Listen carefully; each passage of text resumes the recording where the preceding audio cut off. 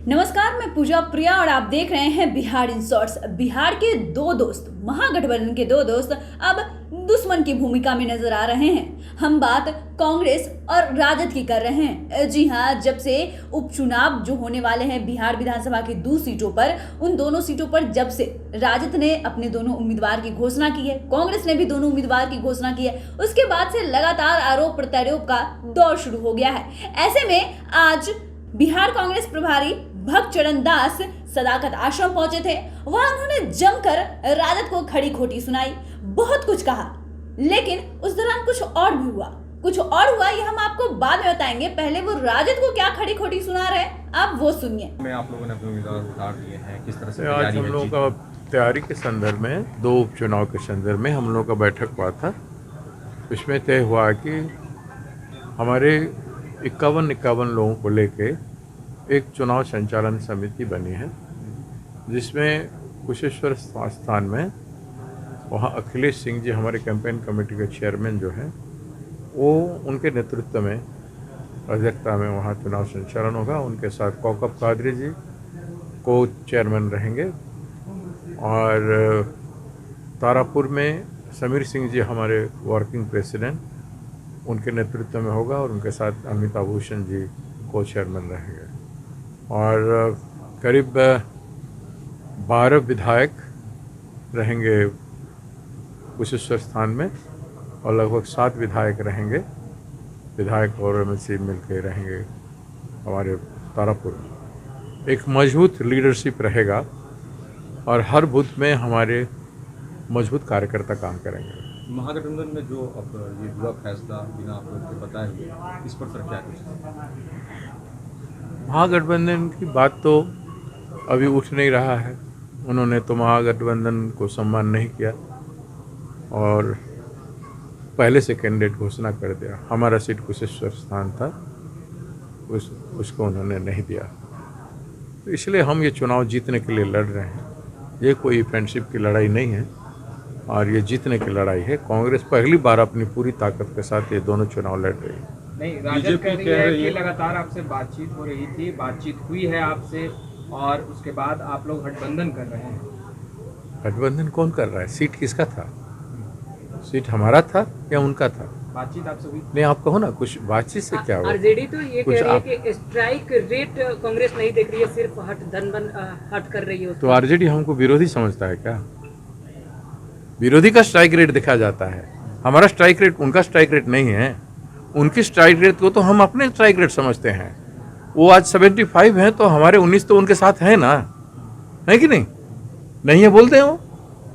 जब हम उनके साथ हैं तो उनकी अचीवमेंट से हमारा अचीवमेंट है, तो हमारा अचीवमेंट करा के एक हमारा जीत के आता ना, तो उनके साथ रहता ना कि भाजपा को समर्थन करता है। बताइए, तो उनका राजनीतिक समझ में कहीं ना कहीं गलत है।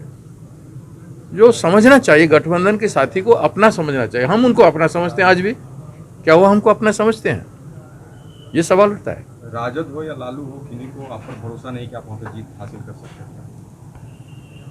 अच्छा, मुझे ये बताओ, उन्होंने तारापुर में कितने हजार वोट से हारा था? 7,000 से ऊपर वोट से हारा था। हमने कुशेश्वर स्थान में कितने वोट से हारा था? 6,000 लगभग 6,000 वोट से हारा था। तो उन पर भरोसा है कि वो जीत सकते हैं, और हमारे पर भरोसा नहीं। उनसे कम वोट में हम हारे हैं, वो हम नहीं जीत सकते। ये क्या जायज़ है? गठबंधन में साथ रहेगा या इस पर कुछ आप लोग सोच रहे हैं? वो उनको सोचना है, बड़े भाई को सोचना है ना। वो स्ट्राइक रेट की बात कर रहे हैं ना। स्ट्राइक रेट जिसका हाई है उसको निर्णय लेना पड़ता है। उन्होंने तो निर्णय ले लिया, आप लोग को बिना बताए हुए कैंडिडेट घोषणा करते हैं। हाँ, तो हमने भी अपना निर्णय लिया है।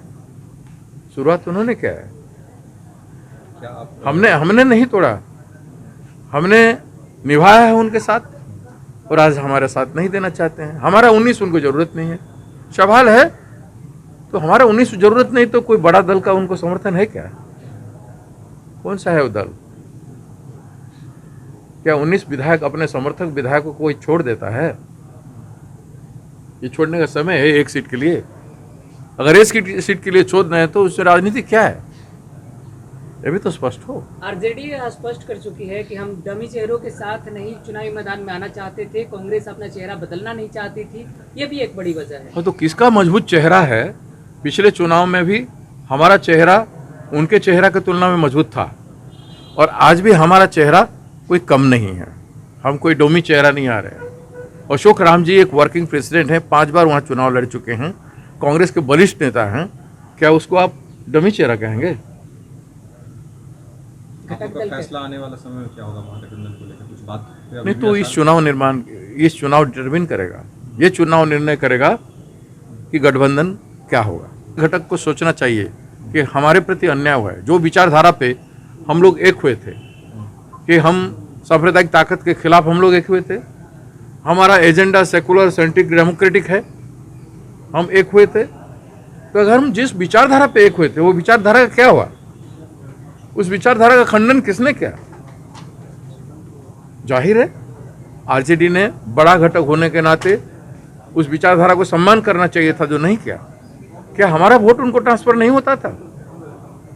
हमारे चलते जो वोट उनको मिल रहा है उस वोट के बारे में उन्होंने चिंता नहीं किया।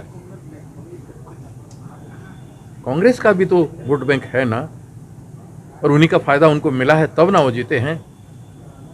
सत्ता पक्ष के लोग बोल रहे हैं कि आपकी हैसियत राजद ने दिखा दी है, आपसे बिना कोई पूछे हुए। किसका हैसियत क्या है इस चुनाव में पता चलेगा। किसका हैसियत क्या है इस चुनाव में पता चल जाएगा। आरजेडी तो आपने सुना कि किस तरीके से भगचरण दास राजद पर हमलावर हो रहे हैं, लेकिन दूसरी तरफ उन्हीं के कार्यकर्ता उन पर दलाल होने के आरोप लगा रहे हैं। जी हाँ, जब आज भक्त शरण दास सदाकत आश्रम पहुंचे, वहां विधायकों से बात कर रहे थे, उसी दौरान सदाकत आश्रम के बाहर कुछ कार्यकर्ता मौजूद हो गए और हंगामा करने लगे। उनका कहना है, और उन्होंने आप तस्वीरें देखी कि किस तरीके से वो एक पोस्टर लिए हुए हैं और उस पर भक्त शरण दास को दलाल होने का आरोप लगा रहे हैं। उनका कहना है कि भक्त शरण दास टिकट बेचते हैं। जी हाँ, ऐसा ही कुछ आरोप लगा रहे हैं। लेकिन अब इस पूरे मामले पर राजद क्या जवाब देती है, और क्या कांग्रेस की अंदरूनी कलह, कांग्रेस के खुद कार्यकर्ता कांग्रेस के नेता पे आरोप लगा रहे हैं, ये भी एक बड़ी बात है। लेकिन आगे क्या कुछ होता है ये हम आपको लगातार अपडेट करते रहेंगे। बाकी की तमाम खबरों के लिए आप बने रहिए हमारे साथ। हमारे चैनल को सब्सक्राइब करें, फेसबुक पेज को लाइक करें। धन्यवाद।